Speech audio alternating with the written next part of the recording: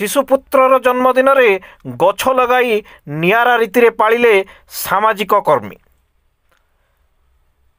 Kuchinda block ଅନ୍ତର୍ଗତ କୁଲେଇଗଡ଼ ପଞ୍ଚାୟତର କୁଡ଼ାପଡ଼ା ଗାଁର ଏକ ଛୋଟ ପାହାଡ଼ରେ ପ୍ରକୃତିବନ୍ଧୁ ସରୋଜ ମେହେରଙ୍କ ଶିଶୁପୁତ୍ର ଡମ୍ବରୁଧରର ଜନ୍ମଦିନ ବୃକ୍ଷରୋପଣ ଭଳି ଏକ ଅଭିନବ କାର୍ଯ୍ୟକ୍ରମ ମାଧ୍ୟମରେ ପାଳିତ ହୋଇଯାଇଛି।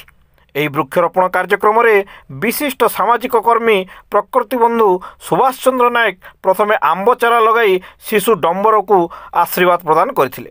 ଏହାପରେ ଶିଶୁ ଡମ୍ବରୁଙ୍କ ସହ ମା ମନ୍ଦାକିନୀ ମେହେର, ବଡ଼ ବାପା ମନୋଜ ମେହେର, ଦାଦା ଧନୁର୍ଜ ମେହେର, ପଦ୍ମାବତୀ ମେହେର, ଶୀତଳ ଭଇଁସା, ଜିତେନ ମେହେର, ଲେଖିକା ମେହେର, ଲକ୍ଷ୍ମୀ ବାଦୀ, ଆରତୀ ସୁନାନୀ, ଆଶା ଜଡ଼ିଆ, ଭୂମିଲତା ମେହେର, ସୌଦାମିନୀ ମେହେର, ପିପୁଲ ସୁନାନୀ ପ୍ରମୁଖ ଆମ୍ବ ଚାରା ଲଗାଇ ପୁଅକୁ ଆଶୀର୍ବାଦ ପ୍ରଦାନ କରିଥିଲେ। ଏହିପରି ଅଭିନବ ଢଙ୍ଗରେ ଜନ୍ମଦିନ ବିଗତ 3 ବର୍ଷ ହେଲା ପାଳିତ ହୋଇଆସୁଛି।